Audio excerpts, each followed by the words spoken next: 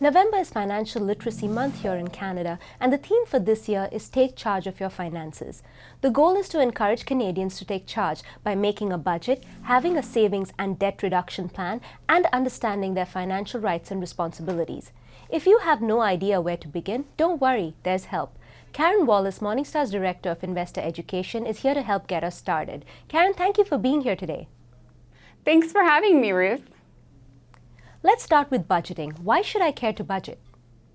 Well, I think budgeting helps you be mindful about your spending. You work hard for your money, and budgeting kind of helps you attach some priorities to your spending. So you make sure that you're putting your money toward the things that are most important to you.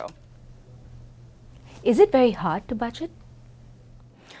I don't think it has to be. I think you can make budgeting more complicated if you want to, but I think really what I recommend to sort of be at the core of your budget is, especially for young people who are sort of just starting out on their own financially, maybe they're moving away from a situation where their family provided most of the cost of housing and utilities and things like that.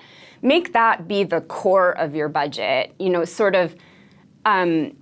make some line items. What does it cost? What does my rent cost? What does it cost to keep the lights on? What does my insurance cost? Things like that should be definitely the core. That's called your non-discretionary spending.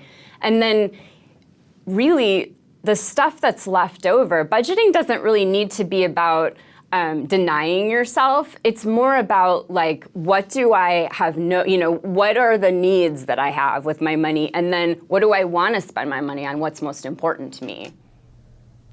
What are some of the things that absolutely should be in a budget, and how should I create one? Well, there are some free templates in Excel, in Microsoft Excel that are pretty good, and I've used them myself. You can make one yourself, just a spreadsheet. There are sort of online software that you can use as well if that interests you, if you want to use like an app or something like that.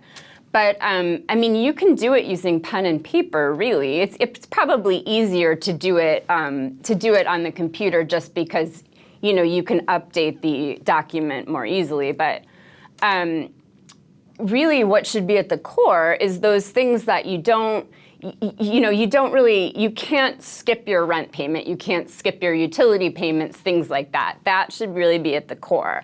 And then the rest of it, it's retirement savings. That's important to me. I'm going to carve out a little piece of that. That just ensures that you don't have so many expenses going out the door that you're using credit cards and things to cover things. You really just kind of want to make sure that what is the core expenses that are just non-negotiable. You have to pay these. We talk a lot about emergency funds here in Morningstar. What are they? Are they important? And should they be a part of a budget? Oh, sure. An emergency fund is very important. And when you're first starting out, or if you have sort of a lot of high interest rate debt that you're paying off, even if as much as you can put into an emergency fund, maybe like $1,000 even. And what it does is it helps you from having to use your credit card to cover emergencies. And credit cards are a really expensive way to pay for things. If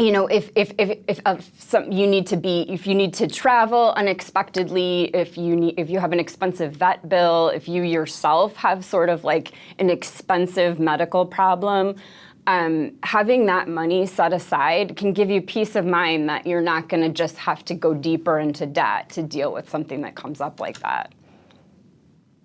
Karen, thank you so much for being here today. Thank you, Ruth. Next week, Karen will be back to talk about goals. For Morningstar, I'm Ruth Saldana.